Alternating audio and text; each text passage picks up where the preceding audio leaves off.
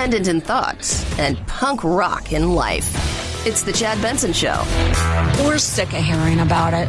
I think Washington, they want to focus on it. Those people want to. But for us, my friends, we're sick of hearing about the Mueller. I say it's a total fishing expedition. They had a prejudgment about Trump ahead of time. They just, they don't like this character, which a lot of people don't. But, they just don't agree with his policy. I think I've been reading about it for a long, long time, and it seems like I'm not sure anything is going to change. If this was going to have any kind of major impact on anything, they would have already brought indictment or charges or recommended further prosecution. So I don't think it's really going to be the big reveal like everyone thinks.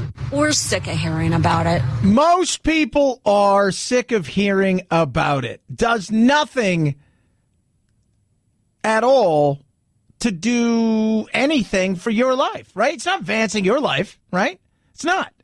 It takes away from the things that we should be talking about, and it focuses on things that they want to talk about.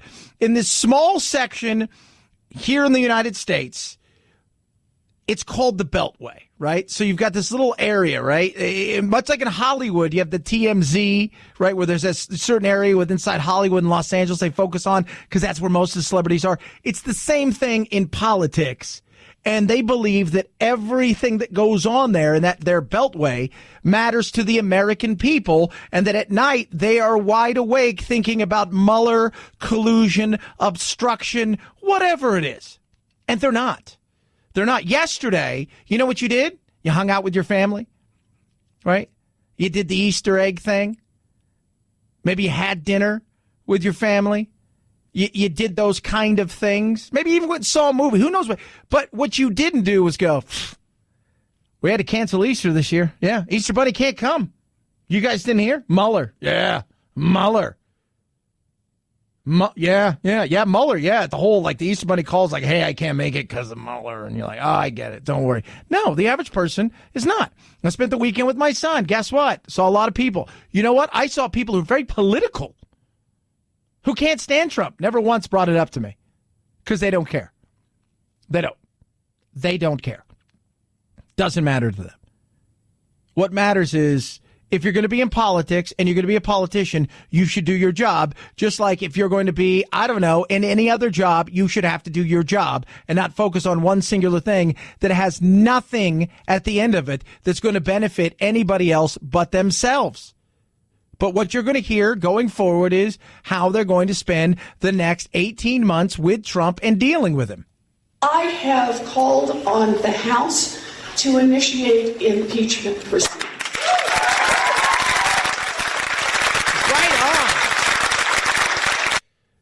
Yeah.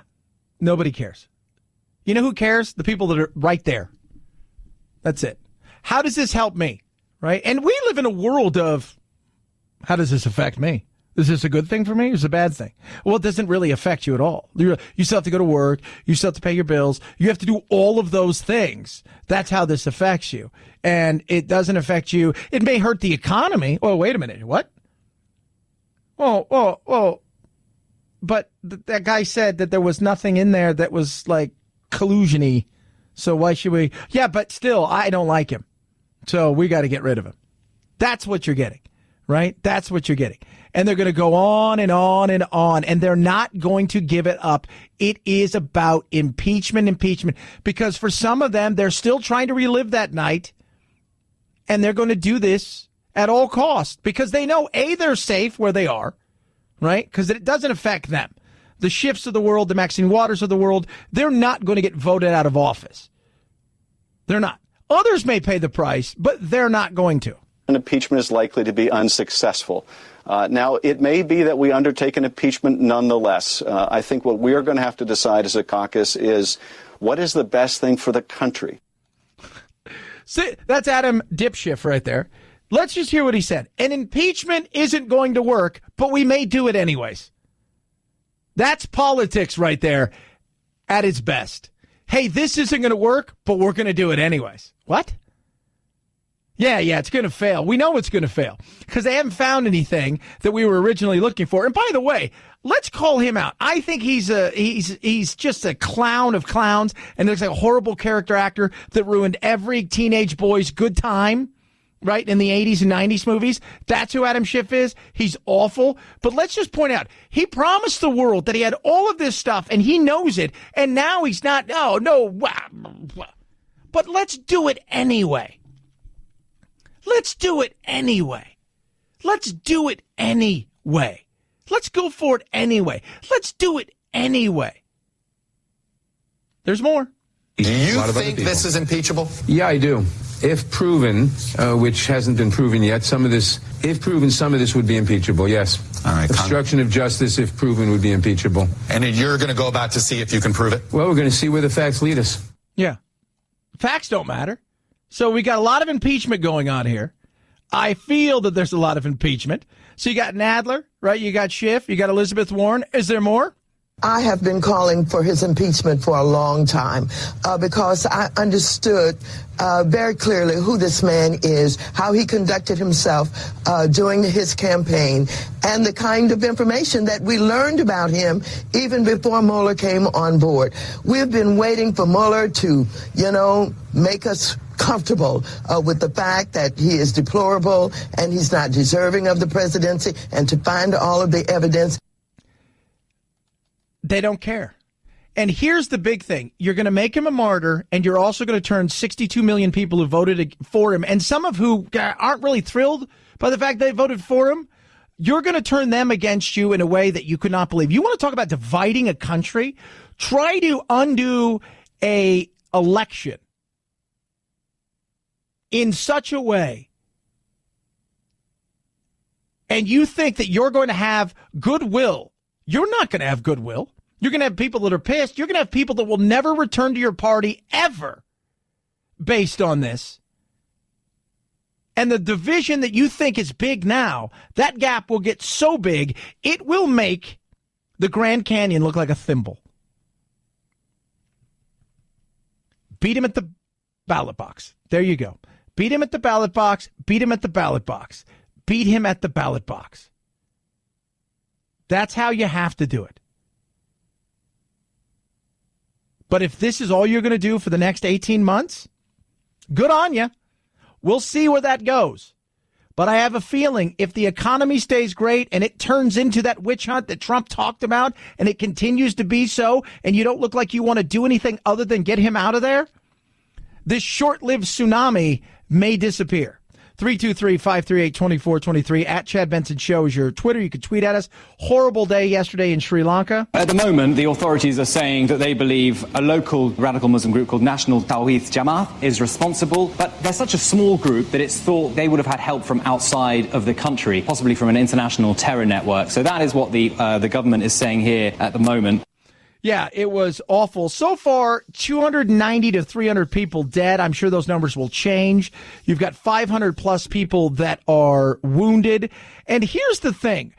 Sri Lanka, which has had their unrest and civil wars and battles for years, has really over the last decade has enjoyed some peace and a little bit of prosperity for that part of the world. But this has been very shocking, the way this whole thing went down. And on top of that, you had a situation here that they knew about. And by they, some people who didn't warn anybody else. And there's going to be a lot of questions that need to be answered. Actually, there were multiple warnings. April 4th, a government official says that they first heard from international intelligence agencies that there might be a group in the country planning attacks. April 9th, the Defense Ministry spoke to the police. April 11th, the police spoke to the heads of security at the Judiciary and the Diplomatic Security Division, it's thought, and no one told the Prime Minister or the Cabinet, and none of those people or those agencies acted. So I think there are going to be a lot of questions about how all of this intelligence, which was pretty on the money, they said that was going to be an attack on churches, why none of that was acted upon sooner. Could you imagine that? If we found out that there was credible threats and something like this happened here, and we didn't tell the president, we didn't tell his cabinet, that it just stopped at a certain level, and we thought, probably not going to happen. Could you imagine what that would be like? You have 290 people killed, 500 wounded, some of them foreigners. A lot of these churches were popular amongst people who visited there to go and see. It is ugly, and I have a feeling it's going to get uglier because they still say there's potentially numerous bombs throughout the city. They're doing control blasts right now. And while they've brought some people in, they feel like there's going to be more unrest and more situations potentially in the future and the very near future that we could see even more bombings. 323-538-2423 at Chad Benson Show is your Twitter. You can tweet at us. Hey, I drove a lot this week. In fact, last week I put on about 1,300 miles in my car. Not good, but I drove a lot. Thank God I've got something as the just in case to back me up for cover repairs. That is Car Shield. Amazing. It really is incredible. And the more people I talk to, hey, Chad, I tried the Car Shield, and some people, motorcycles, you name it, they got plans for everybody. The more that I realize what an amazing company they are. They dealt with my friend a couple months ago. Her car had severe issues. It was in the shop for 5 days. And it was a somewhat newish car, too, by the way. Car Shield handled everything, including the rental car. You get a rental car for freeway cars in the shop. She chose the shop. She took it straight back to the dealership. She paid a small deductible. They got it handled and paid directly. Do what I did and so many others are doing. Choose Car Shield. Check out carshield.com. Find the plan that works for you. When you do use my code Benson, saves you 10%. That's carshield.com, carshield.com, or call 800-CAR-6000. Mention code Benson, 800-CAR-6000. Code Benson. A deductible may apply. It's the Chad Benson Show.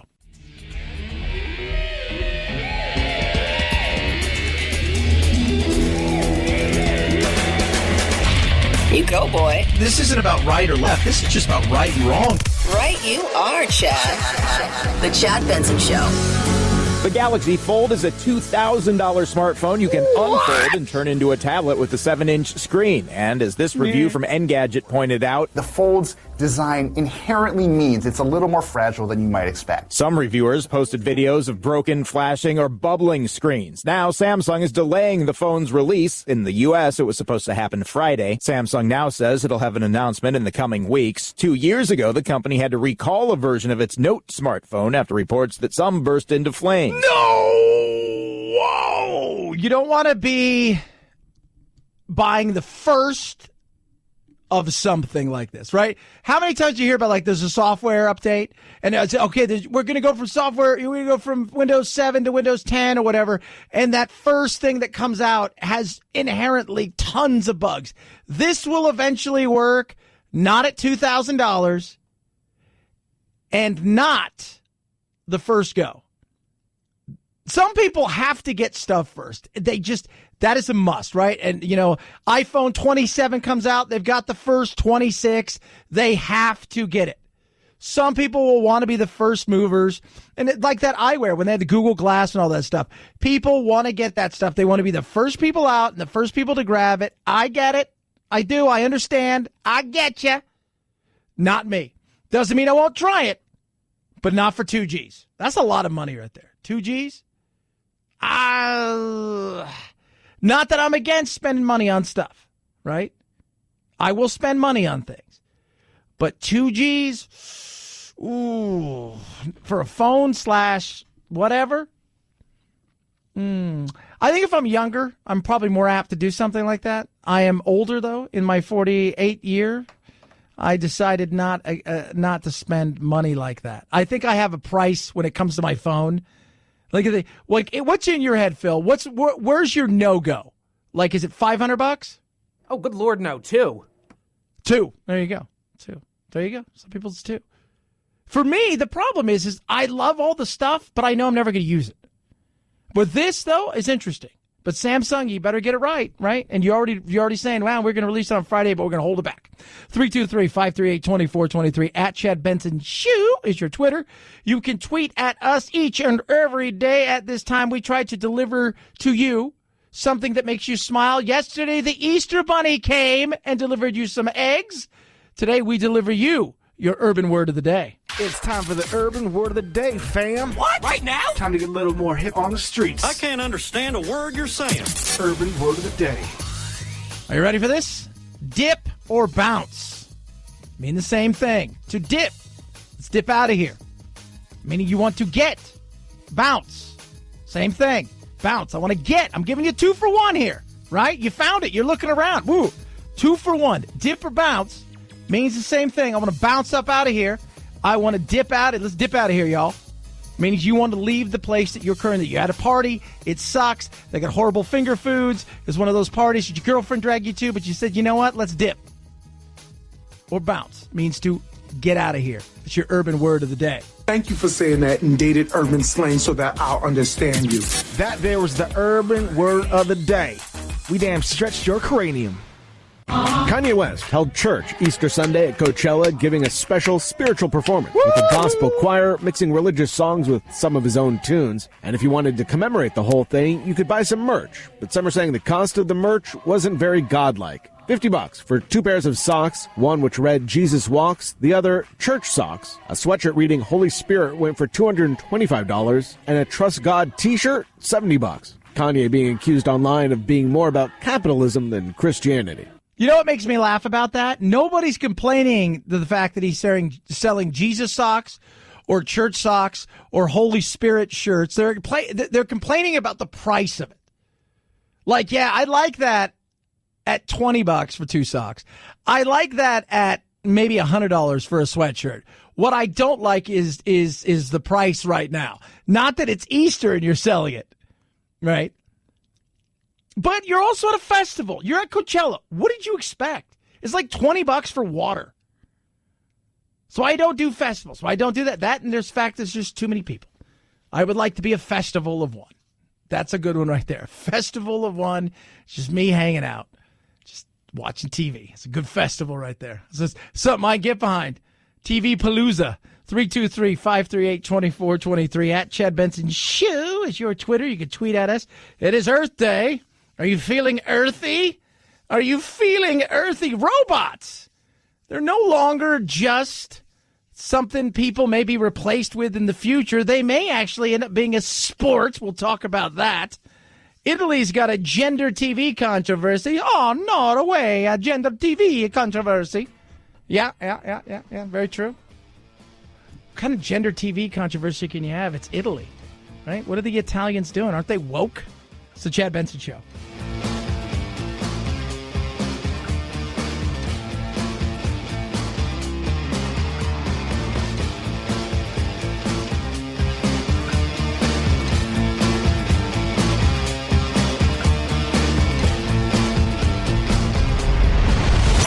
The Chad Benson Show.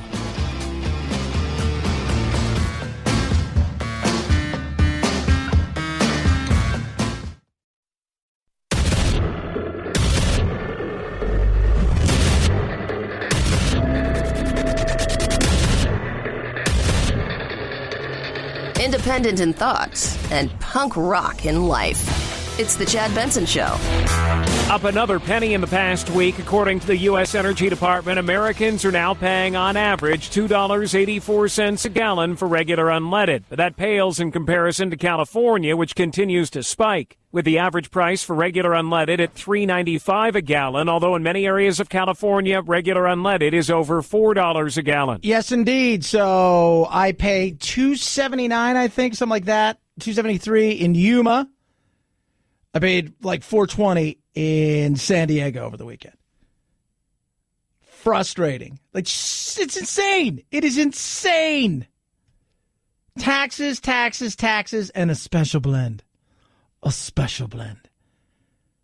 Here's a perfect example, though, of something that affects the average person. We sit here and we watch him and Han fight, whether you're in Sacramento or whether you're in Seattle or whether you're, in Florida.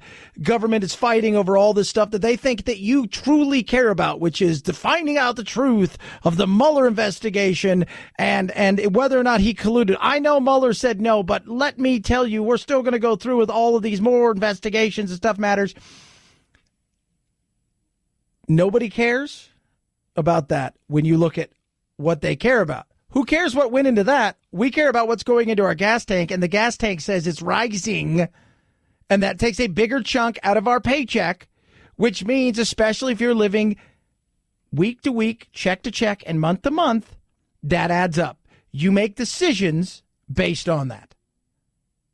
If it costs you an extra $250 a month to operate said vehicle, because you drive a lot, which is a lot of people, that's not good. If it's an extra $1.50 more, $1.20, right? And you fill up 2 times a week, you're looking at $150, depending how big your gas tank is. That matters. That matters big time. Mueller. Nah, this is what people look at and go, this is something we need to, and there's not a lot we can do, but just understand that those kind of things occupy the space of an average person's mind, right? Like your mind, my mind, where you're like going, wasn't it like 2 something the other day? And now it's like, now we're approaching 3? What? Those are the things that frustrate people. The other stuff, it's political theater. 323-538-2423 at Chad Benson Show is your Twitter. You can tweet at us. Speaking of political theater, the group's actions sparking outrage on both sides of the border, including from the ACLU and New Mexico's Attorney General, who says the rule of law should be in the hands of trained law enforcement officials, not armed vigilantes.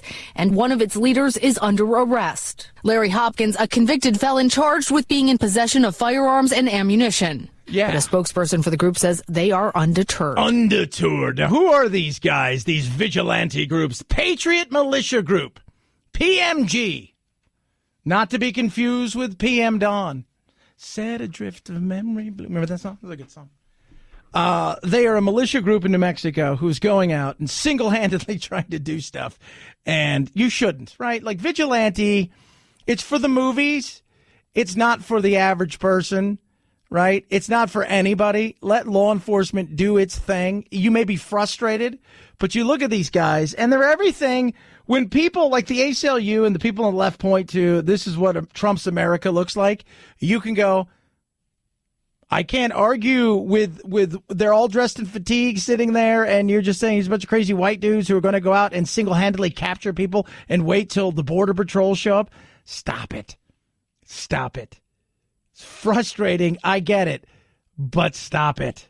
We reached out to U.S. Customs and Border Protection today, and here is the message that they want to share. These groups are not helpful, and they warn that citizen interference can have safety and legal consequences. Yeah, legal consequences in 2 ways. First, one of these dumbasses is going to do something stupid and is going to kill somebody or hurt somebody. In doing so, the U.S. government's going to have to fork out a ton of money to somebody, right? And your ass is going to go to jail. You're frustrated. You know what you do when you're frustrated? You figure out how to become politically active. Figure out what you have to do. Well, it's not enough, so I'm going to take it upon myself. The question I did ask earlier, though, because when you look at the picture of them, it's a bunch of white dudes in fatigues. If it was black guys in fatigues, if it was Asians in fatigues, if it was Hispanics in fatigues or Latinos, I'm not quite sure which one's politically the thing you're supposed to say. Would that make a difference? Right? Because the left wants to jump at something, but if they can't actually jump at it in a way that they want, or they can't figure out the narrative, they just ignore it. Curious. I mean, I think it's a fair question. Right? And here's something. Last week, Gallup showed that in 2020, which is last time I checked, like 6.5, 7 months away till we get there, the Hispanic vote, the Latino vote will be bigger than the black vote in America. Will be bigger than the black vote. And this is a vote that the left has courted big time. And I told producer Anthony last week, check this out. It's going to be the gentrification of the political process in the African-American vote, because you are no longer going to be top dog when it comes to special interest.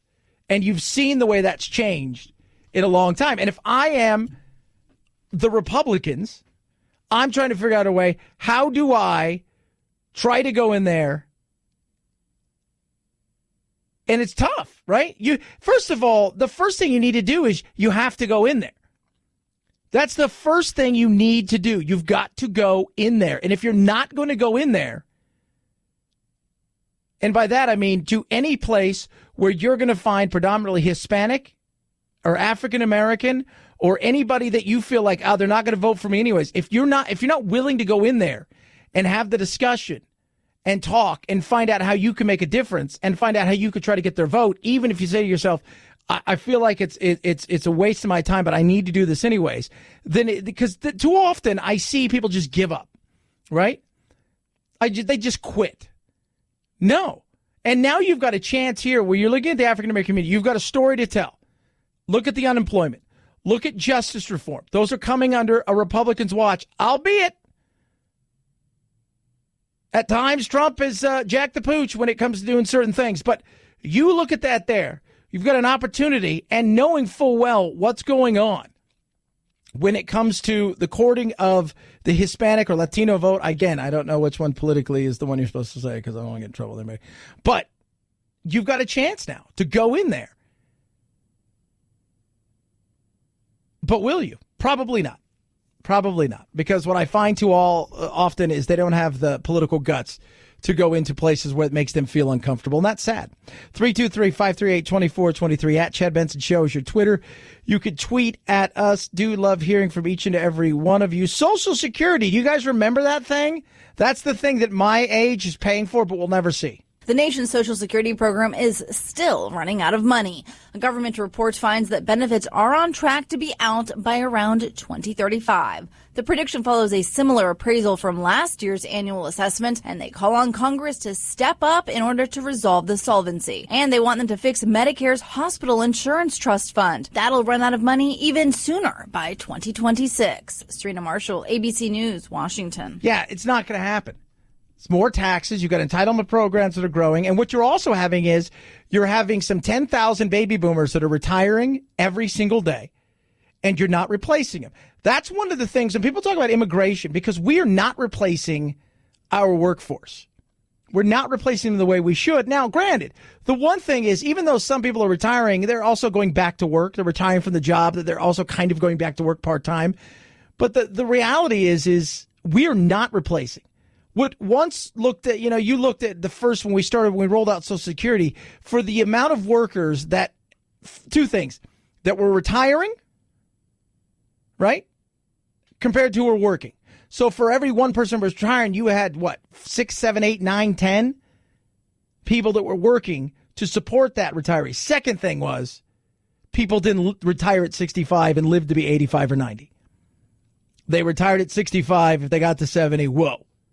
And that has changed a lot in a lot of ways. So this will be interesting to see how they fix this. I mean, here I am. I'm 48 years old. I've been paying into Social Security for a long time, as has you, producer Phil, and a lot of you listening out there. And I'm under no illusion that it's going to be there for me when the time comes. I just kind of say, you know what? That's why you build your 401k. That's why you have your investments. You do it other way, because I just don't feel it's going to be there. So I've got to take it upon myself to figure out how I go about doing the right thing for me and my family when it comes to retirement, so I'm not a burden on them. But to think that it's going to be there you heard at the rate it's going, it's not going to be there. It's just not. 323-538-2423 at Chad Benson Show is your Twitter. You can tweet at us. It is Earth Day today. Are you guys feeling the earthiness? April 22nd has marked Earth Day since the 1970s, aimed at raising awareness about the effect we have on our environment. EarthDay.org says 192 countries now mark the day, and it's the largest civic-focused day of action in the world. This year's focus is on protecting endangered species from bees to coral reefs, whales to elephants, all of which are being threatened by things like climate change, habitat loss, poaching, or other human causes. Each species plays an important role in the environment, and their absence could threaten the livelihood of other species. Yeah, and I'm all about protecting animals. I think it's a wonderful thing. I think we need to protect animals. There's some things in nature that just happen, and things do go away. That human and it just happens. But we need to do a better job when it comes to like things like rhinos and elephants and people out there hunting their tusk and their ivory because they think they're going to get better thingy-mabobbers with aphrodisiacs and whatnot. It's ridiculous. Whales are the same thing. And look, there's a difference between people who whale hunt. There's certain, Inuits and things that still whale hunt. They do it because that is their life. That is how they live. That is how they survive. There's others who do it needlessly and don't need to. And there are several nations out there that continue to do it and don't need it. So, and here's this is as green as I get, kids, right? Like, I'm not super uber green. I just want to take better care of the environment. That's it, right? I don't want to go out. I just think we need to take absolutely better care of the environment. I don't want to change our world to the point where it puts us behind the 8 ball against other countries. I just think there's a better way of going about doing things. And I love the fact that we I'm a big believer. I love my animals, and let's protect them. And at the same time, there's ways of going about doing everything across the board. I'm all about clean energy. Here, let me tell you guys a clean energy story. Nuclear power. But Chet, nuclear power. Nuclear power. Very clean energy. You want to get rid of coal? Still have electricity? Want to do certain things? How about nuclear power? Who's with me? We won't do it, though. But I'm all for it. Little things can go a long way. 323-538-2423 at Chad Benson Shoe is your Twitter. You can tweet at me. AMAC, baby. AMAC. AMAC was founded as an alternative left-leaning Goliath ARP. They're an amazing company. They really are. It's less than $20 a year, but your member benefits are incredible. You make that up tenfold. And here's the thing. Right now, your first year you joined, it's absolutely free. It's on me. All you have to do is go to amac.us/Chad. But they're a political organization. They're going to advocate on your behalf for things like common sense immigration laws, getting rid of Obamacare, Social Security reform. So there is some. At the same time, the benefits like competitively priced insurance, roadside assistance, retail, restaurant, hotel discounts, they're all there and then some. And the first year is free. It is on me. There's no tricks, no gimmicks, no credit card required. Just sign up. Go to amac.us/Chad. That's amac.us/Chad. Or you can call them on the old telephone, 888-355-1668, 888-355-1668, or amac.us/Chad. It's the Chad Benson Show.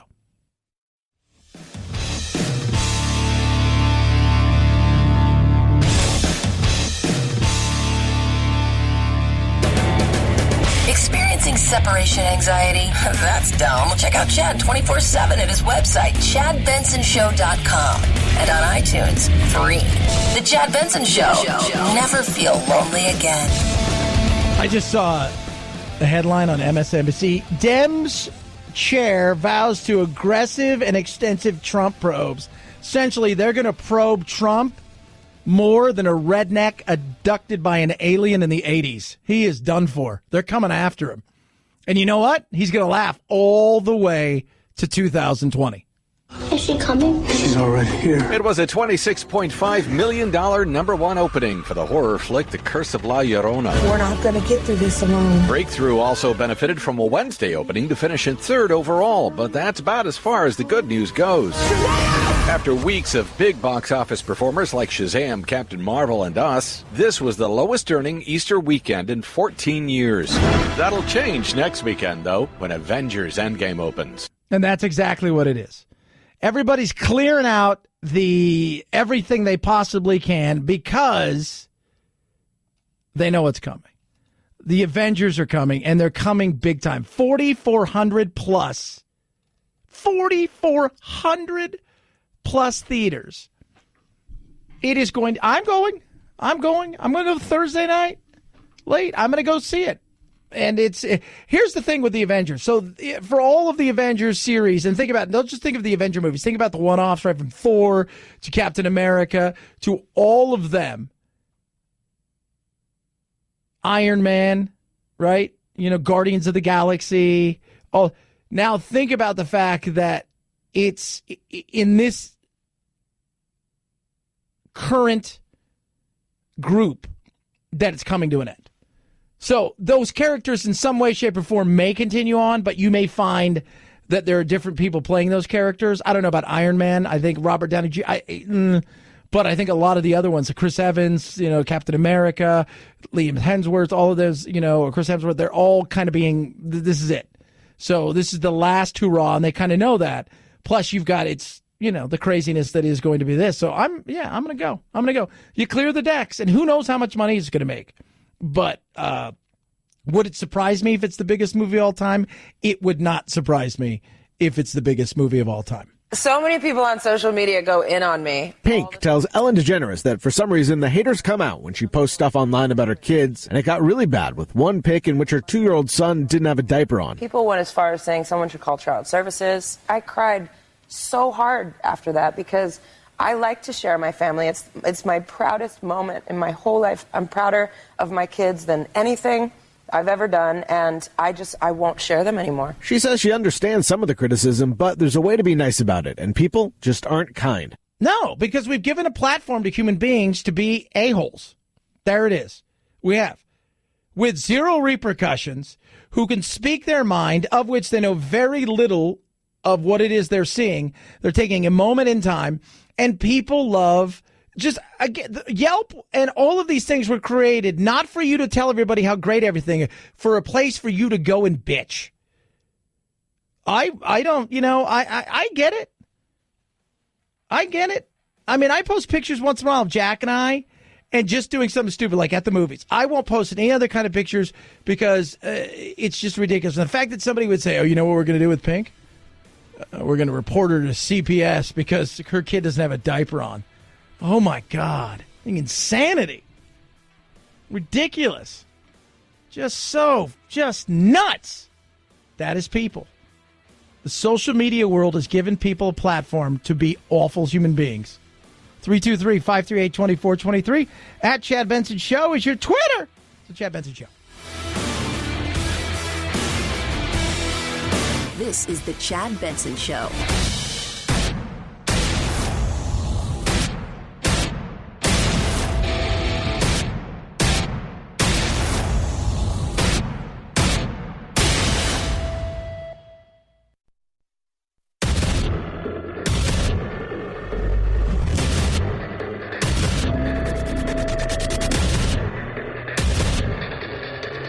Independent in thoughts and punk rock in life. It's the Chad Benson Show. Well, I think the reason we're having this argument over socialism and capitalism is that capitalism has let a lot of people down. I guess what I'm out there to say is that it doesn't have to be so. I believe in democratic capitalism, but the Democratic Party is extremely important. Not quite sure what that is. I guess we're going to change it. So here's a perfect way to change the narrative of something. That's Mayor Pete Buttigieg of South Bend, Indiana. And Mayor Pete is getting away from a word that has super negative connotations because the reality is it's failed everywhere it's ever been implemented. And people don't send me emails or text messages or tweet at me saying, what about, just don't. Socialism has failed everywhere. Parts have worked in certain areas, but only in certain ways. Notice, people, when I talk socialism, that's Venezuela. That is socialism. Cuba, right? You look at, those are Finland, Norway, Denmark. I'm gonna pass on that, guys. I'm gonna pass on that. Those are free market societies. So what he's trying to do is change the narrative, old Mayor Pete, and say, well, it's democratic capitalism is what we have. Democratic capitalism, totally different than socialism.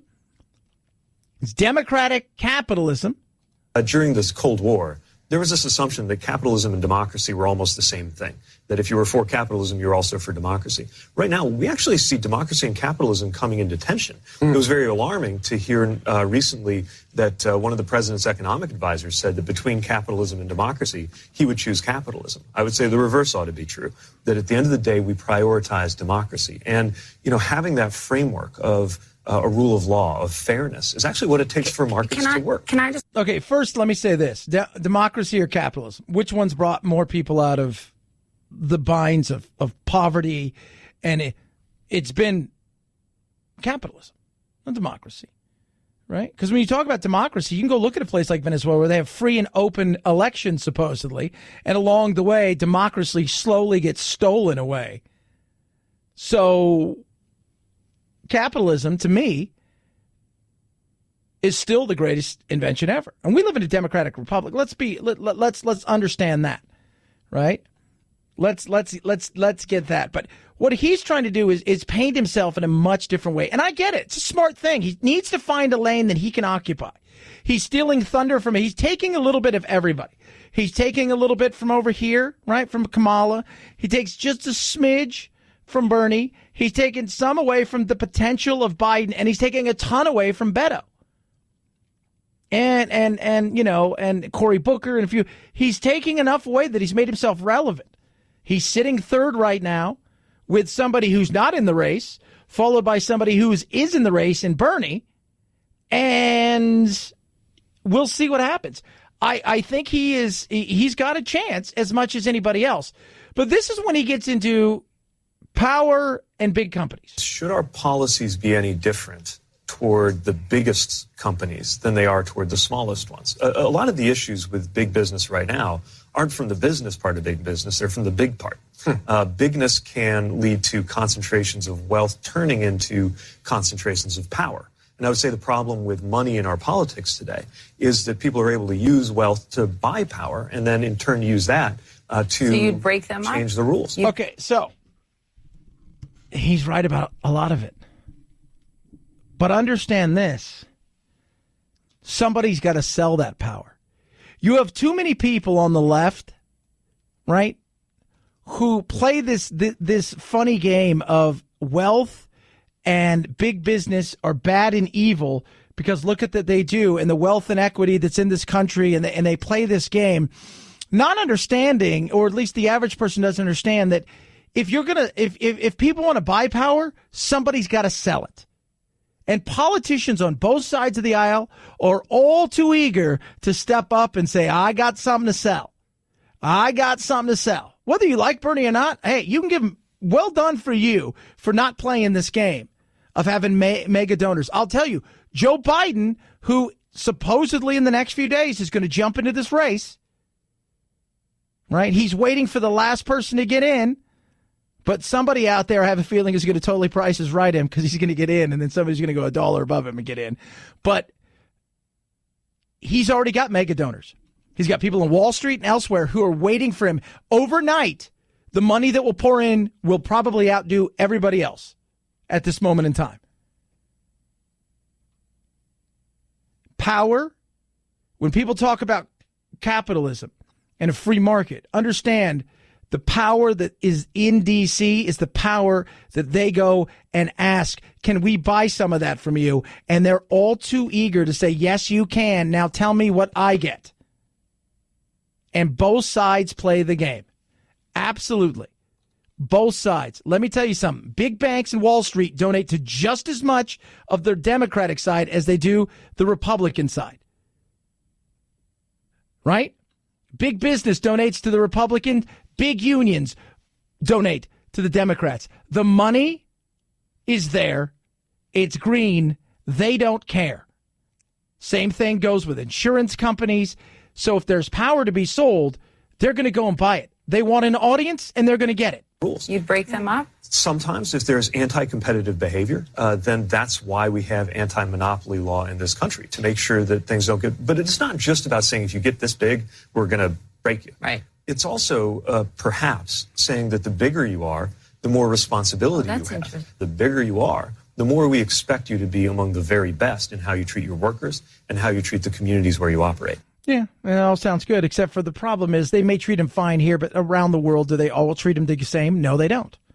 They don't treat him the same. You understand that. We all understand it. Again, they're going there and they're saying, here, let us play in the crony capitalism game, and both sides are all too eager to say, sure, that sounds like a wonderful thing.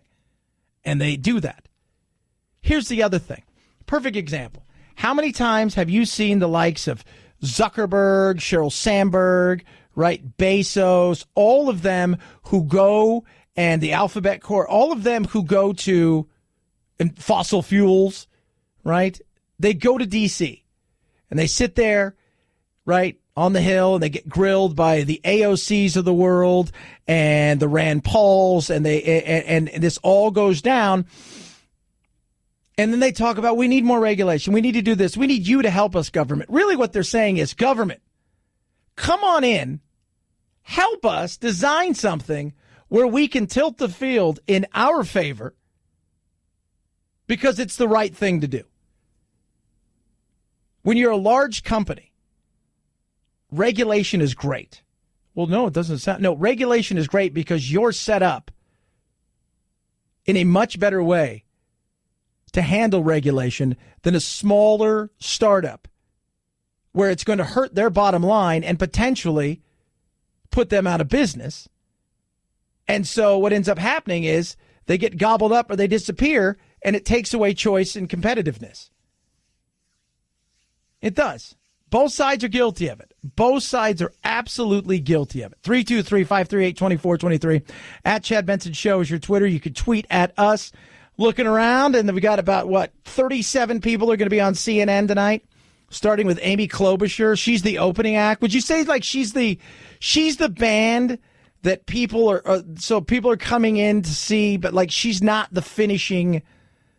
closing out the show of political cella going on CNN tonight. So you have Klobuchar, you've got Bernie, you've got Harris, you've got Buttigieg. Who am I missing? I feel like I'm missing somebody. Sanders? Warren. Did you say Sanders?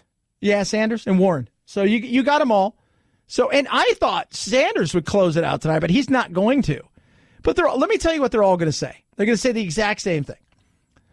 Medical care should be absolutely free, 100% free, right? And then Warren's going to get out there, and she's going to do her thing where she's like, oh, it should always be free for schooling and medical care. And then Buttigieg is going to do what he does, and he's going to say a lot of the same things. Klobuchar is going to do what she does and say a lot of the same things. And Harris will be interesting because you're not quite sure where she's going to go, but she'll play that same kind of line. It's going to be the exact, you watch one, you watch all. The difference is you'll get a few zingers, like Warren will be asked about her being Native American. Potentially, somebody's going to ask that, right?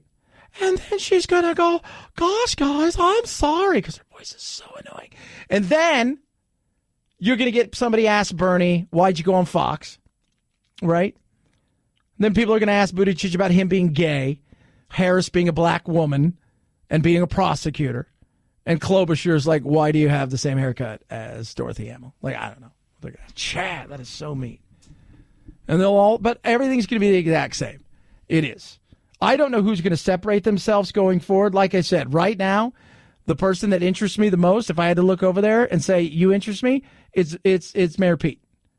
And I like the way, at least from his point of view, where he tries to take back the word socialism, just moves it into a different way. I don't think he's a socialist. I don't. Bernie's a socialist. He says it. Right? He says it. I'm a socialist. He doesn't run from it, doesn't hide from it.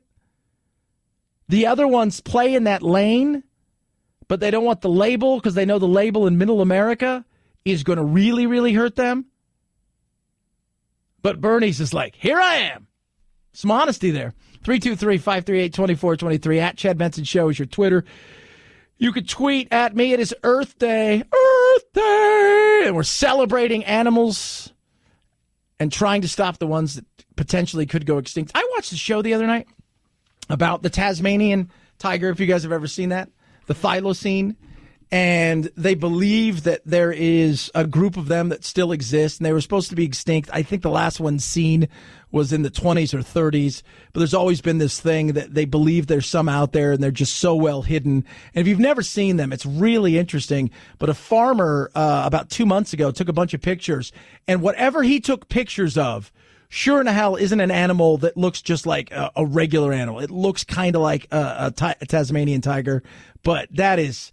Yeah, so they're celebrating this Earth Day. 93 countries participate in it since 1970. It's been around Earth Day. And we should all get behind because we need a better place to live. We need to make sure we take care of our stuff. It's not that hard. I don't have to agree with all the science to say we need to take care of our stuff. I don't have to buy into the bigger global grab that you see in places like the UN trying to remake society based on certain... I don't have to buy into that. Doesn't mean, though, I don't want cleaner air, right? Doesn't mean that I don't want a better environment. 323-538-2423. At Chad Benson Show is your Twitter. You can tweet at us. 'Tis the Chad Benson Show.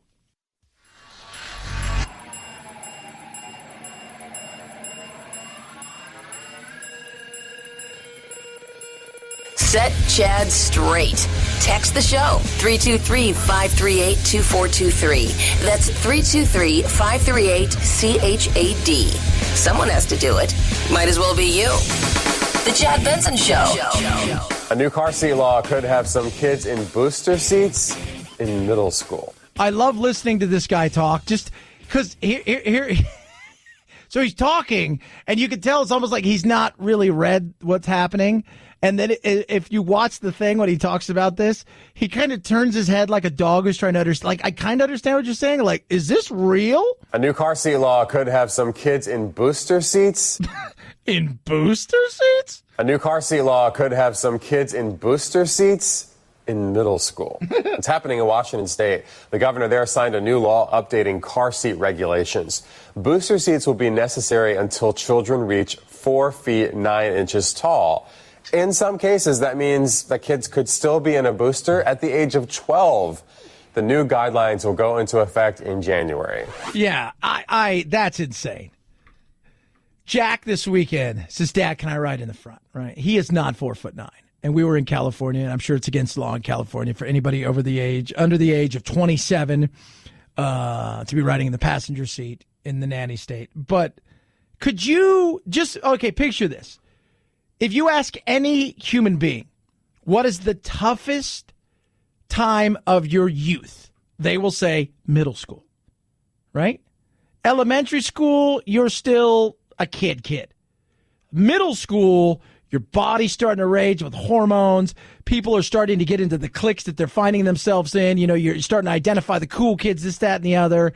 And you've got all of this stuff happening, right? Now you put the pressure of what? Social media on that. And now you want to make a kid who's 4'7" and 11 years old or 12 years old sit in a booster seat? Oh, God. I couldn't even imagine. That is insane. Do you remember, and I don't know if you guys did any of this, but I did. So my dad had a truck. You know, and this was, remember, 70s parenting is total. Everything that was happened in the 70s with parenting was child abuse. Everything. If we went back in a Wayback Machine with CPS to the 70s, every one of us would have been removed from the home. Every one of us. How many of you walked to school by yourself when you were in like 3rd or 4th grade? I did. How many of you rode your bike? I did. How many of you rode your bike without a helmet? It wasn't a law then. We could ride our bike without a helmet. All right, so all automatically. How many of us, though, if your dad or mom or somebody had a truck, you would ride around in the back of the truck, even on the freeway, like a ton of people. No fear, just doing it, right? Right in the back of the truck. Sometimes you'd stand up because they hit your face just like you're a dog. So many of us. If we went back to the 70s, all of us would be removed from the house. Like, just nobody. What do you mean you're 10 and you made dinner for the whole family? The family's not even home for 5 hours. I'm just home by myself. I'm babysitting. Oh, my God. That is just insane. Could you imagine that? But to think that you're 4'8" and you're 11 or 12 years old and you still have to be in a booster seat. Talk about a nanny state. Washington State's becoming that, man. They've destroyed Seattle. If you've not seen Seattle is Dying, it is an amazing, we're going to get a little deeper into it tomorrow, but it is an amazing documentary that was on Como TV about what a mess Seattle is. But that state's kind of just 4'9". 323-538-2423 at Chad Benson Show is your Twitter. You can tweet at us. Everybody and then some who's running for Democratic president is getting a shot to have their own town hall tonight. Elizabeth Warren's one of them. It's her voice, guys. I'm telling you, it's her voice as much as it is anything. Millennials and money. We got some hard facts on that. It's the Chad Benson Show.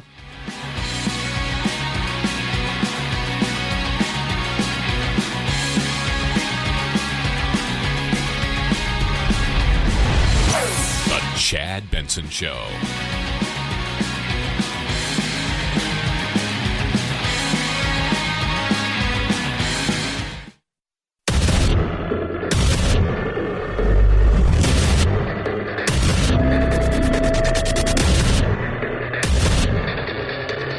Independent in thoughts and punk rock in life. It's the Chad Benson Show. This is about accountability, and it's about the relationship between the President of the United States, Congress, and America. And what happens here if Congress turns away and says it's okay to try to block an investigation into a hostile foreign power and an investigation into the president's own wrongdoing? Yet another reason she cannot be president is that voice. It's just, you can't, I'm sorry. That's the reality. You just can't be. Can't have a voice like that. I mean, you wouldn't want a guy that sounded like this. Hello, everybody. I'm the president. That just wouldn't work, right? Gilbert Gottfried could not be president, no matter how qualified he is. Hello! What are you doing? It just wouldn't work. She just always sounds like she's whining, Elizabeth Warren. She just sounds, it's just, right? There's just something about it. But it's funny. You know, over the weekend, I was talking to a few people. We were texting back and forth that they listen to the show, and hey, Chad, why do you defend Trump? And I'm like, look, I don't defend Trump. If Trump does something good, I'll say it. If he does something bad, I'll say it, and then that's the way we go from there. He drives me crazy at times. There's other things, his actions, and too often than not, we are so concerned with words that we forget actions are also vitally important in a lot of these things, and we forget that, right? We often forget that. But think about this for a second, right? When it comes to Trump, since the moment he became president, people have been screaming impeachment. Something had to have gone wrong, right? Something had to, whatever it was. Right, it had to be somebody changed votes or whatever it was. And when Russia came along, it gave everybody the opportunity to say, well, this is the only reason he's president. This right here is the only reason he's president. So even if he stays president, there will always be this cloud over him, and there'll be an asterisk by his name. He's never going to really be a legitimate president, because even though he may not have done anything and the campaign didn't do anything, the reality is it's only because Russia he's president. You know how frustrating that would be? You know how angry that would make you if you just were told the only reason you were this is because of this, even though none of that is true? I don't think people that would make anybody angry. I don't care who it is. I don't care who, that would just make it would infuriate the hell out of people. And I love how she talks about it's about accountability. Really? I would love some accountability in government. I would absolutely love some accountability across all forms of government. Rarely do we get accountability in government. And of all the people in the world, Congress talking about accountability when there's very little accountability ever when it comes to them. You know it, and I know it. 323-538-2423 at Chad Benson Show is your Twitter. You can tweet us. New report out about millennials and money and their parents. All right. Here's a reality when we talk about a strong economy, which it is. It's apparently not strong enough to prevent 7 out of 10 millennials from hitting up their parents for financial support, a little money here, a little money there. It's never been that high where millennials have had to count, or the younger generation has had to count on its parents. Yeah, that's true. It is high, and there's a lot of reasons for that. I've stuck up for millennials in a lot of ways, especially when it comes to the economy. Right? There's a lot of them out there that are butthurt about everything, and there's a lot of them that run around and they're screaming my hair's on fire for whatever reason, cultural appropriation, and just any micro aggression that could happen to them, and we laugh about them. Those are the snowflakes that are out there. But when it comes to the economy, I don't always buy it, and there's a lot of reasons for it. I got to give you a fair warning, Neil. My view on this might differ wildly from the institutional view of Barron's, if there is such a thing in this subject. We're going to tell this story as another story about lazy millennials who aren't going out and doing what they should be doing in the workforce, and they're sponging off their parents. The reality is, look at what these people face. The cost of college has spiraled endlessly higher. That's not their fault. That's the fault of generations of policymakers before them. Yes. Absolutely. And all the cheap money that was available, schools continue to raise prices. And you got Elizabeth Warren coming out today, and she's saying, I've got a way to basically wipe out the debt for all of these people who've got student loans. We have 1.5 trillion. That's a T out there with student loans. And she's got a way to wipe pretty much most of it out Don't know how you're going to do that. And what happens then? She is also talking about free college. I'm a free college.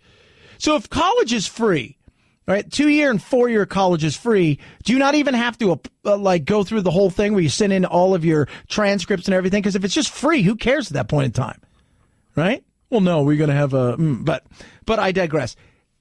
This is one of the things that I don't think people understand.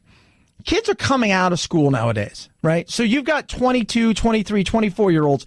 They're graduating school, and many of them already have a mortgage payment, yet they have no home. They've already are saddled with $600, $700, $800, $1,000 worth of debt a month just in student loans, not counting the other things. So behind the 8 ball, they wake up on the first of the month. They may be potentially $1,500, $2,000 behind, right, before they've made penny one. It's hard to get ahead in a world when you start that far behind. And so it is tough out there. Even if the economy's great, you're not starting at $100,000. Even $100,000. So you're in California, you start at $100,000 a year. You're still, you're playing catch up, right?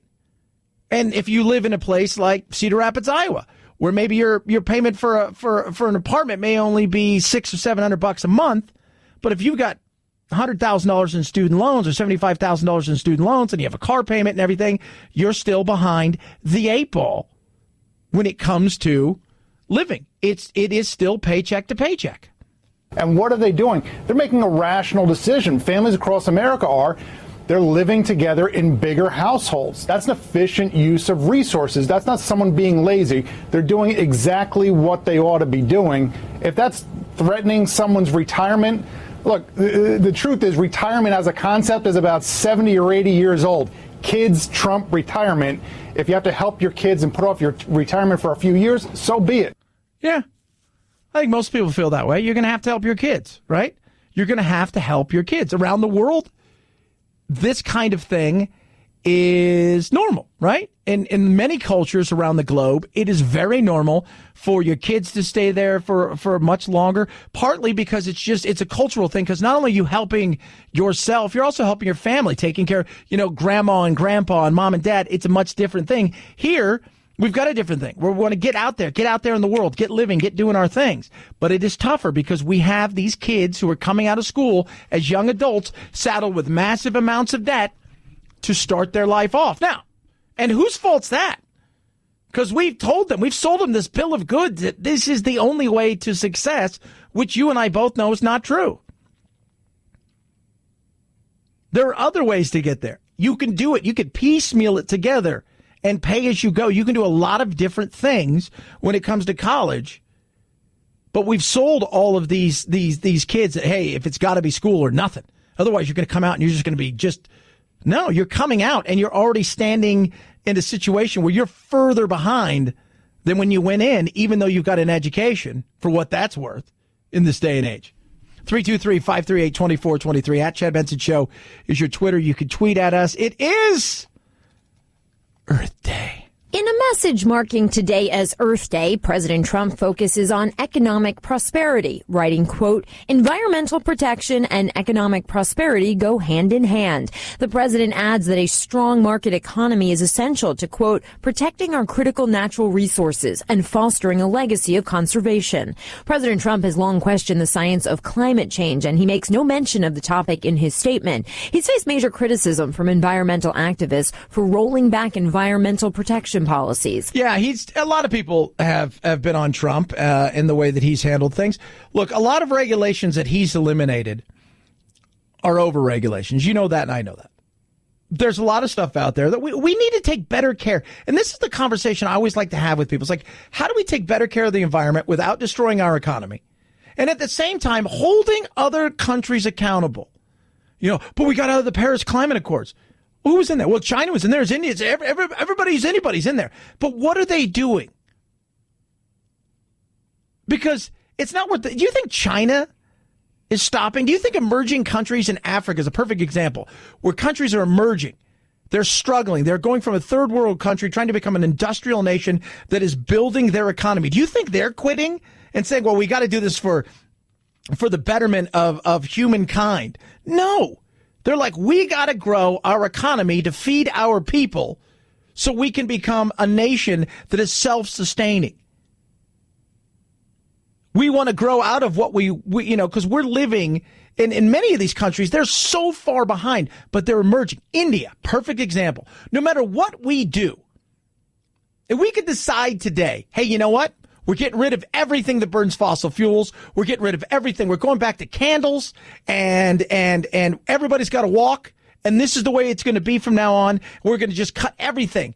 China and India are still going to do what they do to the point where it wouldn't matter what we did. It wouldn't. So to destroy our economy, which is what some of this, like even the Green New Deal, that's insane. There's better ways of going about doing it, and I think we need to use technology hand in hand with the environmental movement to A, make it better for all of us and our planet, and B, make it fiscally responsible so we can continue to grow our economy and use the technology to become greener and cleaner. It's that simple. It's not a hard thing. It's not a if or it's this or that. If or no, it's let's figure this out. But most people, it's got to be one or the other, and that's just silly. It really is. And here's the other thing: if you care about people who are economically disadvantaged, when you talk about a lot of these things, understand that for the elites, for the upper middle class and the wealthy, these things it's not a big deal. It sounds great. But for the paycheck to paycheck struggling person, this kind of move is more expensive for them day to day. It's a green tax in a way that they feel it. So how do we do it? That's just it. How do we do it? It sounds great. We all want a better, cleaner environment. And I think there's a way where cooler, calmer heads come together. And instead of screaming at each other and damning one side or the other, we say, how do we do this together? How do we make it profitable and make it a part of something that really works for everybody, as opposed to you're a bad, evil person, you hate bunny rabbits and ducks? It doesn't get us anywhere. It doesn't. It doesn't. There's a better way. And I think we can find it. 323-538-2423. At Chad Benson Show is your Twitter. You can tweet at us. Butcher Box Slide. Butcher Box Slide. I like me some Butcher Box. Had tacos last night. Had some Easter tacos last night. It was delicious. I'll tell you that right now. Grass-fed, grass-finished beef. Absolutely amazing. Really is. You've got the best beef, and they got all kinds of different cuts. And as we, here it is, summertime is approaching. We're in a situation, Memorial Day, you can see it, the 4th of July. The best thing to do is get out and grill, and Butcher Box has everything you need. The best pork, the best chicken, the best salmon, you name it, they've got it. They've got all these different cuts, 20 different cuts of meat you can choose from. You can customize the box and all these other variety options. And the beauty of it is no antibiotics, no hormones. It is just the best quality taste and cuts you're ever going to find. Free shipping. And it's less than $6 a meal for a month's worth of meal. Right now, my listeners are getting the ultimate breakfast bundle on top of everything else. 2 packs of the best tasting bacon you're ever going to have. Oh, yeah, 2 pounds of their custom breakfast sausage and $20 off your first box. Simple and easy. Go to butcherbox.com/Chad, butcherbox.com/Chad, butcherbox.com/Chad. At Chad Benson Show, Twitter, ChadBenson. It's the Chad Benson Show.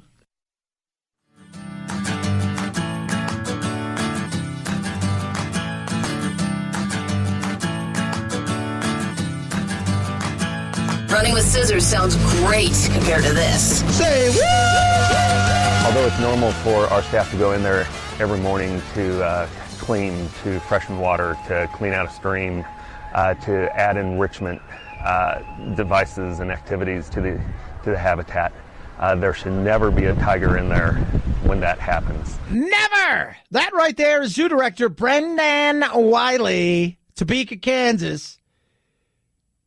Zookeeper went in. Shouldn't have been an animal in there. Tiger says, I'm hiding.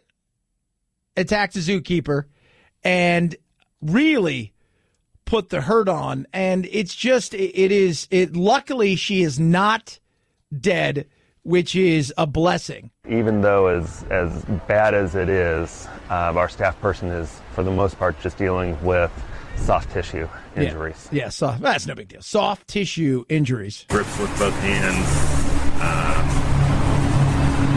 There was an early fear that one of her arms was pretty badly injured. Yeah, but it's not horrible. But it was an awful situation. And so when you ever see zookeepers in there, you ever notice that rarely, if ever, is there, no matter how small the animal is, unless they're just so small you can't capture them and get them like you do. These big animals, they will lure them into places.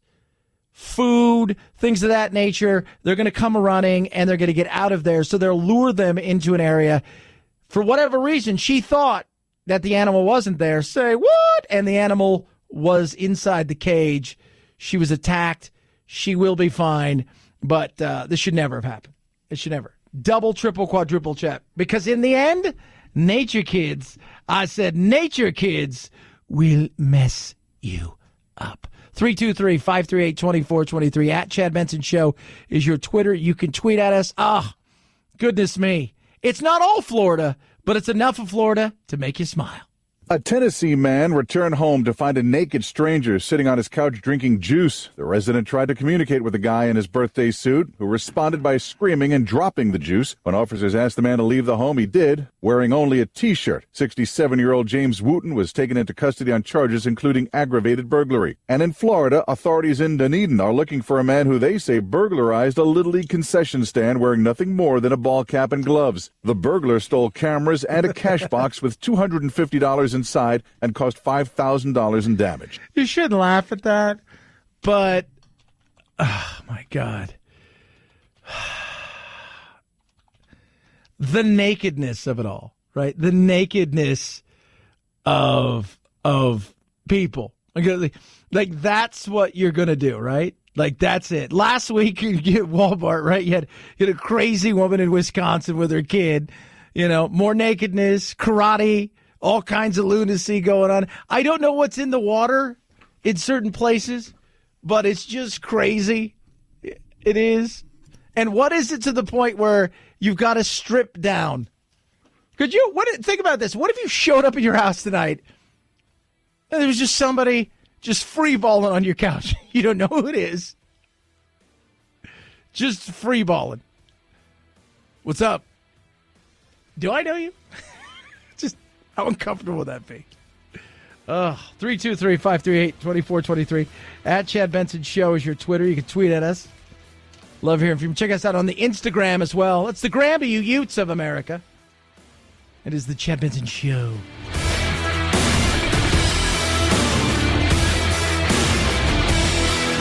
This is the Chad Benson Show.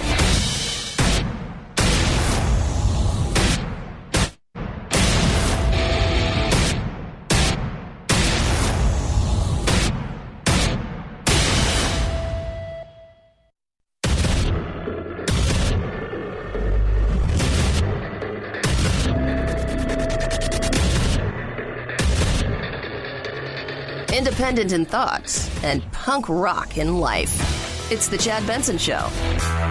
But where do we go from here? Let's be honest. There's plenty in that report that should worry American voters. A president who'd rather protect his own self-interests than get to the bottom of a foreign entity attacking our elections. One that would go to great lengths to hide his actions, who would use his Justice Department, law enforcement, intelligence apparatus, and press shop to lie and muscle his will around the democratic process.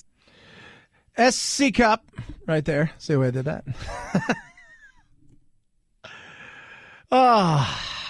It's all the people talk about over the weekend. It's like, where's he going to go from here? I'm like, there's nothing else to talk about. There's a lot to talk about. But no, it's got to be about impeachment. Chad, you don't understand. It's impeachment. They're all calling for impeachment. It's not going to happen, right? They're going to try it potentially, right? But in the end, beat him at the ballot box. Right? Beat him at the ballot box. That's where I agree with SC Cup, who's not a fan of the Trumps. You beat him at the ballot box. Because if you try anything else, what you're going to do is drive a divide even bigger than what you think Trump's already done. There's a reason Trump is where he is, and it had very little to do with Trump, and all to do with a lot of politicking and the way the world was going at that point in time that created a vacuum and an area for Trump to fill it, and he did. And he absolutely did. Taking him out this way, or at least the perception of we're going to do this because you know you can't do it, even though you say you want to try it, is not going to win you any friends, minus the fanatics that follow you now. And it's actually going to turn a lot of people off in this country who thinks you should be doing more to advance politics in this country than divide it. Because what we hear from the media all the time is how much Trump's divided the country. Because they're the one who have the bully pulpit. But what you don't hear is there's a lot of people in this country who believe that the media and that the people on the left have divided the country as much, if not more, than Trump has.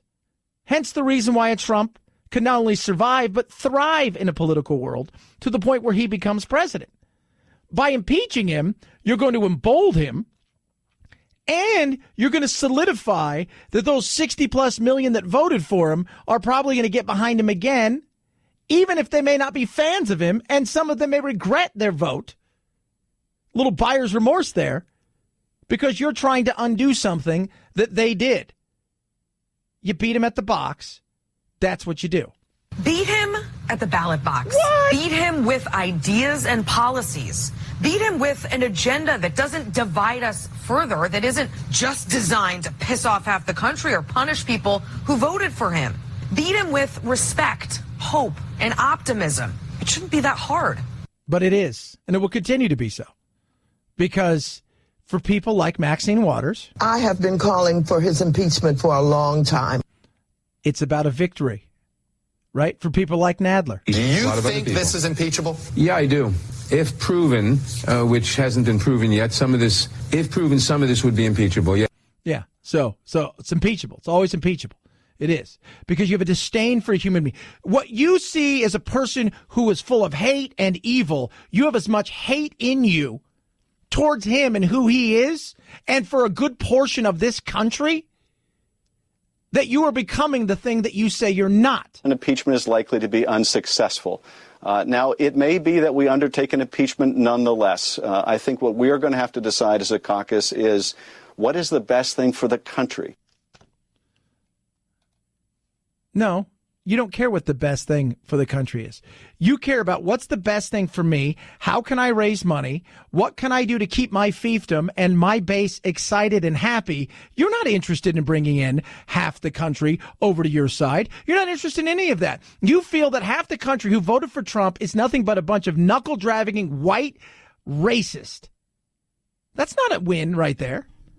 You can't fathom from your ivory tower why somebody would want to vote for Trump. You can't fathom why somebody in the South who is struggling paycheck to paycheck would want to vote for Trump. And so you think you're ignorant and they're stupid and they're racist. You're not interested in trying to bring the country together because there's no win in it for you. Well, there would be. No, there's not. There's not. There's no win in it. You need a monster. Trump is that monster. But what people don't realize is they're becoming the same monster that they're supposedly, quote unquote, fighting against. The average person has other things and better things to do, and they want to see you do your job. We don't look at it as a win-loss like they look at it. Trump can't have victories because to them, if he does well, it somehow lessens them.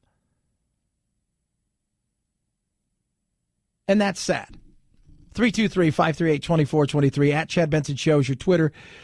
You can tweet at us. Love hearing from each and every one of you. These guys were cuckoo for Cocoa Puffs. That's what I say. They've arrested the leader, but they're a patriot militia group in New Mexico out stopping people that are crossing the border. The group's actions sparking outrage on both sides of the border, including from the ACLU and New Mexico's Attorney General, who says the rule of law should be in the hands of trained law enforcement officials, not armed vigilantes. And one of its leaders is under arrest. Larry Hopkins, a convicted felon charged with being in possession of firearms and ammunition. But a spokesperson for the group says they are undeterred. Undeterred. So you've got a bunch of guys running around, right, in fatigues, stopping people that are crossing illegally. And, I was tweeting back and forth with somebody over the weekend, and I said, let me ask you a question. If it was a group of Asians or a group of African Americans or a group of other Hispanics that were doing this, would this be a huge deal? Or would it be like, well, that's kind of odd, right? Because it does. I mean, it looks like it's a bunch of white guys running around in fatigues with guns trying to essentially stop people from crossing illegally. And I'm curious about that. Just it's another one of those things where just let me ask the question and see what people say. Do I think what they're doing is right? No, this isn't Death Wish, right? We don't need vigilantes out there doing stuff. But they're apparently not stopping.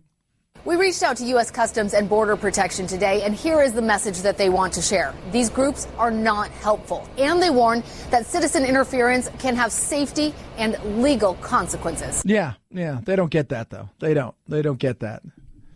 They think they're doing something good, right? They're sitting around, and they think they're doing something good, and you're not. You're making it worse, and you're going to get yourself in trouble, and you're going to cost us a lot of money by doing something stupid, because eventually something bad is going to come out of this. Somebody's going to get shot.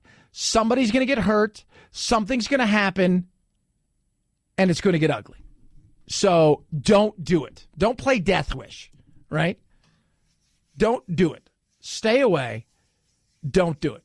They're still going to do it. They've said, oh, we're still going to do it. And the guy, if you saw the picture of the guy that was arrested, Larry Hopkins, he looks a little Manafort-y. He's got like this black hair, but it's like he's dyed his sideburns white. It's just it's an odd look. He shouldn't be anywhere near a gun, by the way. 323-538-2423 at Chad Benson Show is your Twitter. You can tweet at us. Something very interesting is going to happen here in a couple of weeks. And it's a very interesting thing in the world of entertainment and the world that we live in today, political correctness. We've always said that there are certain shows you could just never do today. But Norman Lear and Jimmy Kimmel are going to do a live 90-minute, one-time only show that includes... From Television City in Hollywood. Boy, the way Glenn Miller plays. Yeah, All in the Family, which I find to be very interesting. So you can have All in the Family, and you're going to have Jeffersons. Jamie Foxx is going to play George Jefferson, and Woody Harrelson is going to play Carol O'Connor's Mr. Archie Bunker's position. And people are asking the question, well, how could you do this nowadays? Because you can do stuff like, you get away with cartoons. Like Family Guy gets away with something that nobody would ever get away with in live action. You're just never going to get rid of it, away with it. You just couldn't. But for whatever reason, South Park and Family Guy can do things because I don't know why. It's not like they're real people that are, like the cartoons. It's not like they're not real people. Somebody's acting that out. Somebody wrote those jokes. I'll tell you how they can get away with this, right? Because you look at Archie Bunker. You go back and look at him, and he was that lovable bigot. Right? He was, that's the way it was. That lovable bigot, the whole 9 yards. In the 70s, people tolerated him. They loved him. And you had the meathead on the show. You had all of that stuff. I'll tell you how you can get away with it today. You make him just so awful that everybody hates him. You point out everything that is awful about him. Because as bad as Archie Bunker was, there were times in the show, too, where he wasn't awful. You don't show that in the 90-minute fun. You just show how awful and horrible he was, and you go over and over how bad he was, and you blow it up to the point where it's just like he's the worst. You might as well put him in a Klan outfit. That's how you get away with it, by showing how politically incorrect he is. And what made the show great, if you will, was the controversy and the stuff around it, because he was awful, but we laughed at him in a way that was also lovable. We didn't hate him. But here, what you do, if you're going to do this, I think you make him hateable. And that's how people will tolerate it. 323-538-2423 at Chad Benson Show is your Twitter. You can tweet at us. Car Shield's amazing. I drive a ton of miles. A ton of miles.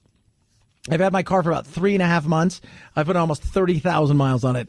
It's just insane. This past week, I drove almost, it's about 1,800 miles. But with CarShield, I don't worry about the what if, because I don't protect it with the CarShield. When it comes to covered repairs, my transmission goes out, boom, thank you, CarShield.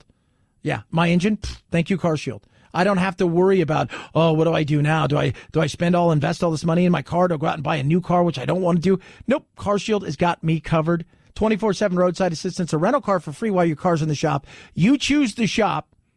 They get them paid directly. You pay a small deductible, and they got tons of plans. Find the one that's right for you. Go to carshield.com. Use code Benson to save you 10%, or call 800-CAR 6000, 800-CAR 6000. Use my code Benson. It saves you 10% right there. A deductible may apply. At Chad Benson Show is your Twitter. ChadBenson. It's the Chad Benson Show.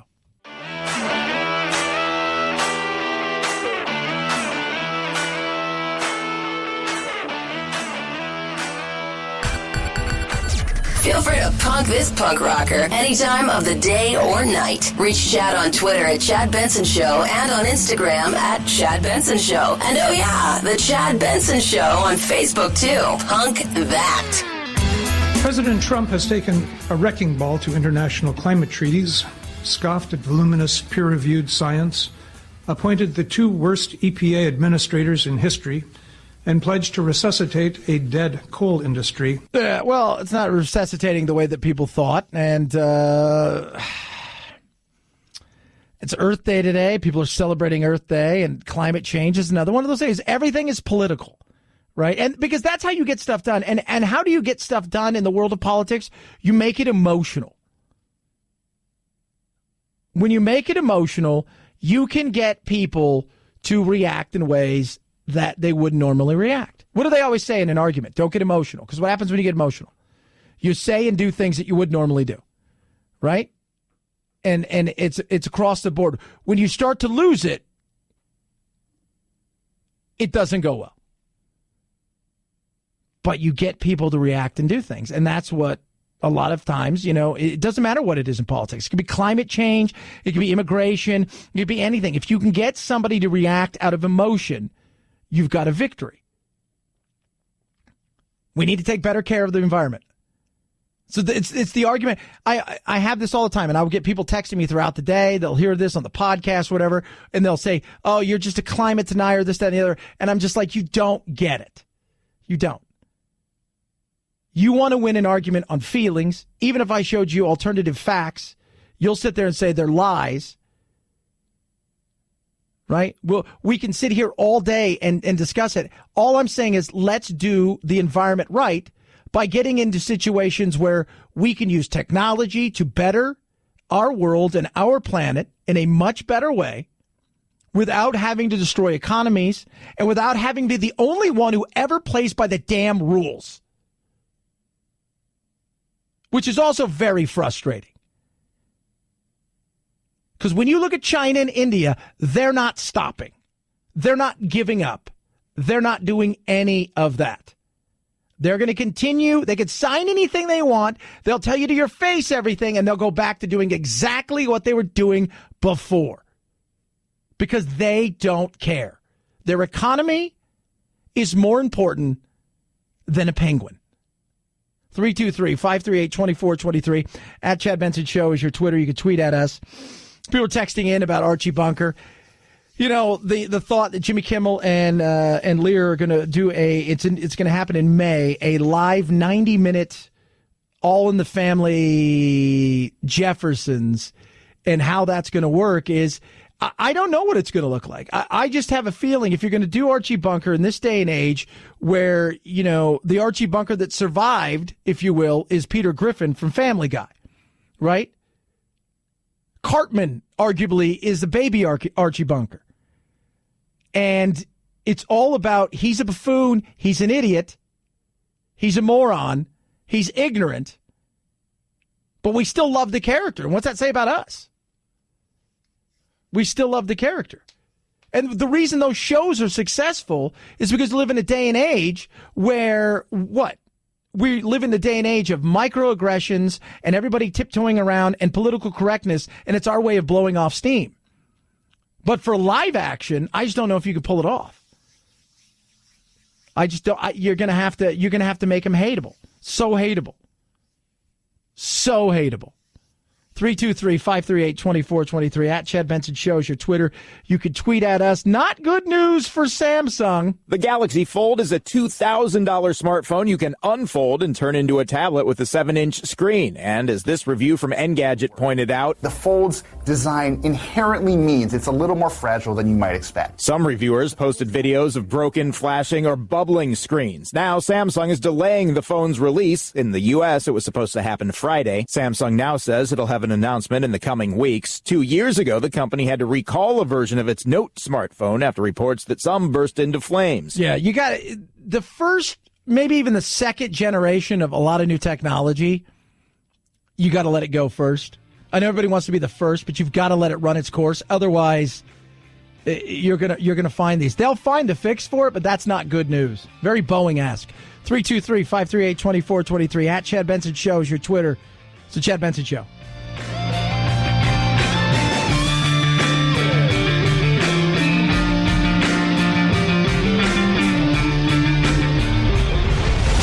The Chad Benson Show.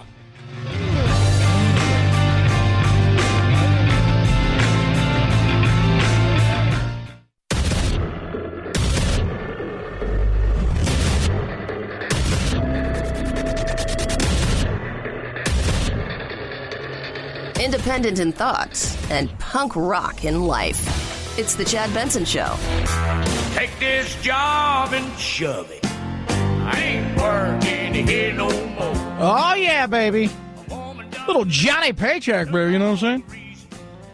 We got the worst jobs in America. They've released the list of the 25 worst jobs in America. We'll break it down to you. We'll bring you from 11 to 1. And if you are employed in any of these jobs, I didn't make up the list. Producer Phil didn't make up the list. Anthony didn't make up the list. Nope, somebody else made up the list. I did not do it. All right, here we go. Number 11, pest control worker.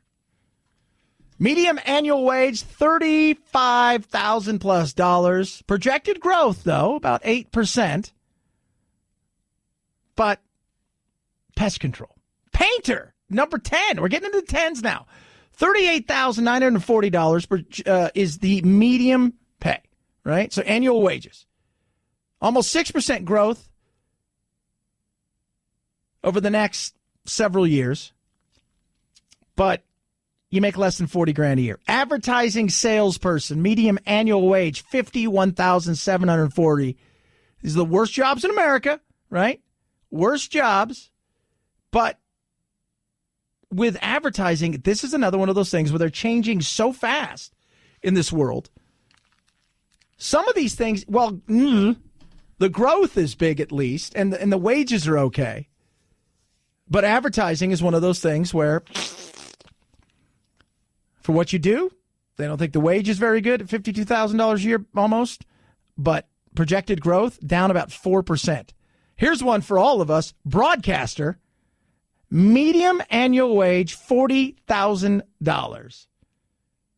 Right? Now, there's two things here. So broadcaster, that is number 8. Number 7 is disc jockey. Both of these, by the way, have no growth. Broadcaster, projected growth, negative 3.2%. Disc jockey, almost 12% decline between now and 2026 because there is no more. I will let you guys in on something. It doesn't work that way anymore. It's no, those disc jockeys. What you're listening to is essentially somebody somewhere doing a few things for several stations. I'm just plugging it in. Number 6. Corrections officer, $44,330 is the median annual wage, down almost 8% in projected growth. And why is there a drawback there? Because you deal with awful human beings every single day. Enlisted military personnel, number 5, with a bullet, baby. Yeah. Less than $30,000 a year on average is what they're saying, and well, it's the military. It's a struggle, and you're going off to war-torn places in a lot of ways. Number 4, retail salesperson, Oddly enough, their projected growth is almost 2%, but the median annual wage is $24,200. Newspaper reporter at number 3. Projected growth less than down 10%. So down 10%. They're going to lose 10% in the coming 3, 4, 5 years, which is not. I was talking to a newspaper reporter last week, a newspaper reporter, which is very odd. I was like, wow. And he and I were chatting, and he's just like, man, where he goes, when I first started working, and I won't tell you the company he's working for. When I first started working, you didn't know anybody because there were so many people working there. And here we are 15, 20 years later, and you know everybody on a first name basis because there's virtually nobody working in there. So there's a reason for that. Just nobody cares anymore. It's moving. Although, oddly enough, one of the things they put in here as a drawback for this job is negative feedback from readers and even death threats. Okay. Number 2 in the worst jobs in America, logger. Projected growth, minus 12.6%. And, of course, death is also a big thing. There were 55 fatalities and 350 non-fatalities in 2017 alone. And it is one of the most dangerous jobs. But the number 1 worst job to have in America, even though there's some growth, is taxi driver. Because you're getting your ass kicked by job share and ride share people. That's why. There's just nothing there. Nothing there anymore. They said it's an undesirable work environment as make taxi driving the worst job in America. Taxi drivers work all hours a day, sometimes in inclement weather, dealing with traffic jams and potentially unruly or rude passengers. On average, they earn less than $26,000 per year, with the average American wage at a little over $37,600 per year. But it is shown to have an increase. I don't know about that. Just awful. That's a horrible. It's funny because I travel a lot, and because I travel a lot, I ride in taxis and I drive ride share companies, and I ask them about, this and that. Yeah, taxi drivers are, they're miserable. It's a miserable job to have. Not all of them, but it is. The people who work in the other, the Lyfts and the Ubers of the world, they tend to have other jobs, and some of them tend to even be taxi drivers at other times, or used to be. It just seems like a miserable, I hate driving, so I couldn't even imagine doing that. That's why I'll pay for somebody to do it for me. 323-538-2423 at Chad Benson Show is your Twitter. You can tweet at us. So we live in a world of wackiness and craziness, right? And they want to impeach Trump, and I'm saying beat him at the ballot box. But you've got a left-leaning group that is leading the charge in 2020, and one of the things they're pointing at and they're taking a real exception to is capitalism. And it seems to be everybody who is running has a different form of what they're looking at in the world of capitalism. Socialism is gaining strength after strength after strength for a lot of people in the left-leaning media and also in the left-leaning progressive wing of the Democratic Party. And then you're finding some people that, how are they going to, like somebody like Biden who's supposed to announce this week, how is he going to work his moderate, and is there even room in the party for somebody who's moderate? But one of the people who's stealing a lot of thunder, Mayor Pete Buttigieg, who is stealing thunder from not only the rest of the candidates, but from Beto, which a lot of people is Beto. Mayor Pete is coming along, and he's really playing the game. And where is he going to be? Because some people think, well, he could be somewhat of a moderate left, but not so moderate. Do you know what I mean? As to be where a lot of people think Biden, that lane that Biden's going to occupy, but enough to be a little bit left of that, but not so far gone as you hear the Bernies of the world. This argument over socialism and capitalism is that capitalism has let a lot of people down. I guess what I'm out there to say is that it doesn't have to be so. I believe in democratic capitalism, but the Democratic Party is extremely important. Oh, Democratic capitalism. That's a new one on me. I've never heard of democratic capitalism. That's a new one on me. I want to find out exactly what Mayor Pete's got in mind there. Capitalism lets down people who, we always want to say it's because of the greedy and the evil that the reason that capitalism doesn't work for everybody. Well, let me tell you something.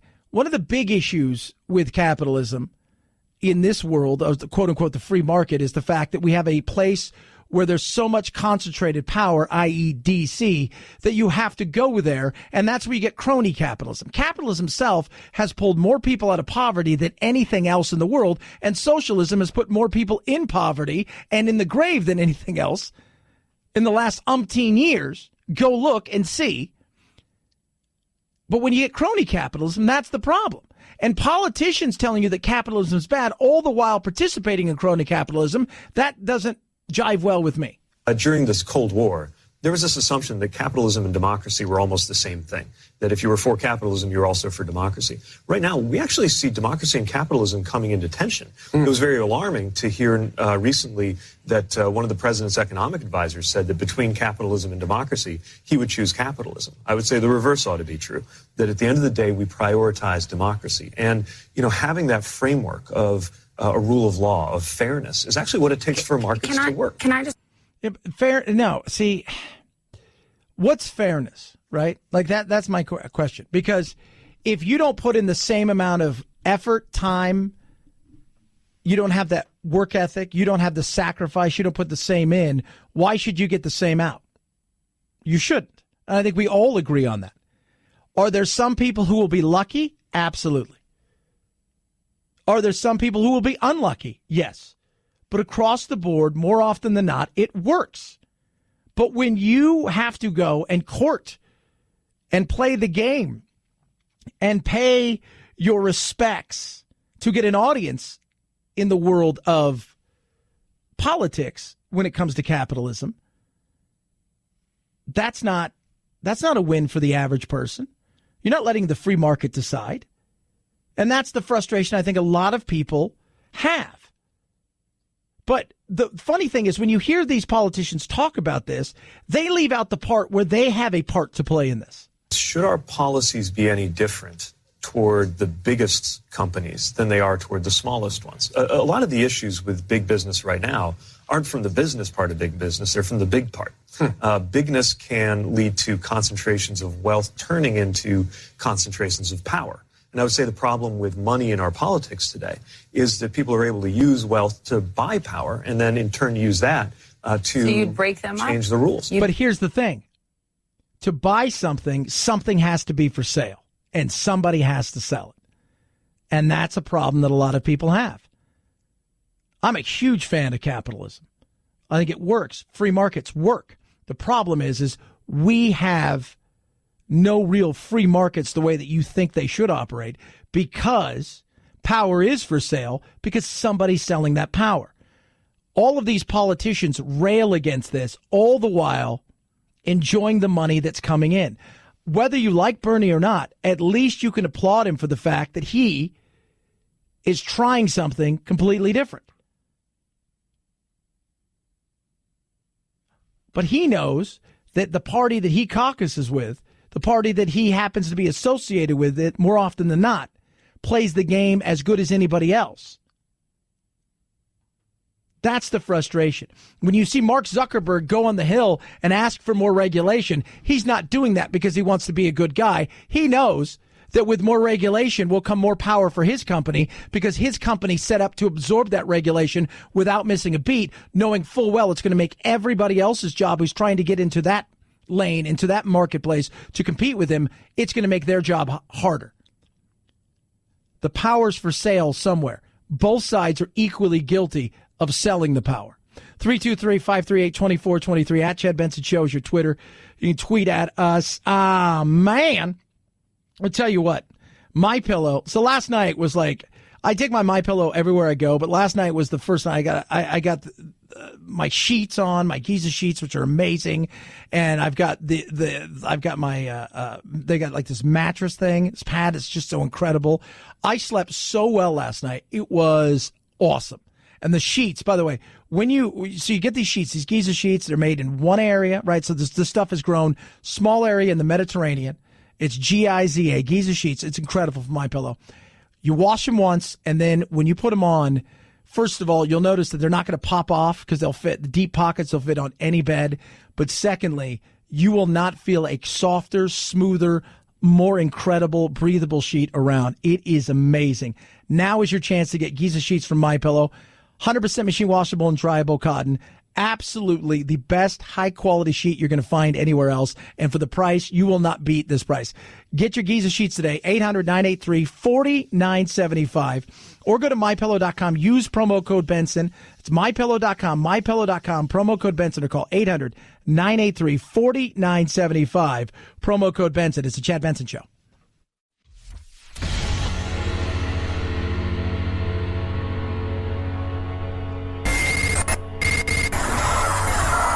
No fake outrage here, just the real thing. The Chad Benson Show. Kanye West held church Easter Sunday at Coachella, giving a special spiritual performance with a gospel choir, mixing religious songs with some of his own tunes. And if you wanted to commemorate the whole thing, you could buy some merch. But some are saying the cost of the merch wasn't very godlike. $50 for 2 pairs of socks, one which read Jesus Walks, the other church socks. A sweatshirt reading Holy Spirit went for $225, and a Trust God t-shirt, $70. Kanye being accused online of being more about capitalism than Christianity. Yes, he is. He likes probably both. Probably both. What are you doing at Coachella anyways? It's Sunday. It's church day. It's Easter. You should be at Coachella. $250 for a sweatshirt. Cannot justify that. I can't. I have some nice shirts, and for dress shirts and stuff, yeah, I will throw it out there. There's some things like I will justify. People are like, that's weird. Because we all have that weird thing we'll spend money on, right? Like watches. Like for me, I like watches. Lizards. I always tell people about lizards, and because that's my Zen thing is I love my lizards and my animals. And I'll spend money on that, and people will like, wow, what is that, like $200 to buy some of these lizards? Like, a little bit off there. But I just could, for a sweatshirt, I could not imagine spending that much money on a sweatshirt. I just couldn't. Socks, not $50. Jack got me great socks for Christmas. I guarantee you they were as cool and as funny as that. And they did not cost $50 for 2 pair. I could promise you that. 323-538-2423 at Chad Benson Show is your Twitter. You can tweet at us. There's been an animal attack. Yes, an animal attack. Although it's normal for our staff to go in there every morning to clean, to freshen water, to clean out a stream, to add enrichment devices and activities to the habitat, there should never be a tiger in there when that happens. Yeah, zoo in Kansas, there was a tiger in there. And next thing you know, there's somebody in there, and the tiger thinks, oh, hey, because they are wild animals, even though they're not in the wild. So when you go into these cages, what they do is they make sure that nobody's in these cages, that nobody's around. They lure the animals into like a holding area so you can go in and clean and do the things you have to do. And obviously somebody didn't get the memo. Next thing you know, somebody's attacked. When you get that call, even though you train for this time and time and time again, there's nothing like that call, and kind of takes your breath away. Yeah, she was, they were hurt badly. Arm was really badly hurt, but looks like it's going to be a full recovery. Never know, but still, got to be careful. You got to be careful. Even on this Earth Day, you must be careful. It is Earth Day, and that is our useless information of the day. Not that Earth Day is useless, because it's not. Celebrated now in over 193 countries worldwide. Globally, celebrations are going on. The first Earth Day, for your useless information, was in 1970, the year I was born. Did I bring Earth Day with me? I'm not saying I did. I'm not saying I didn't. I'll leave that up to you to decide. Here we are, those many years later. Earth Day is still going, and the Earth is still here. 323-538-2423. At Chad Benson Show is your Twitter. You can tweet at us. Got through this Monday, kids. You have yourself a good one. We'll get you some tacos tomorrow for Tuesday. Night, Jack. This is the Chad Benson Show.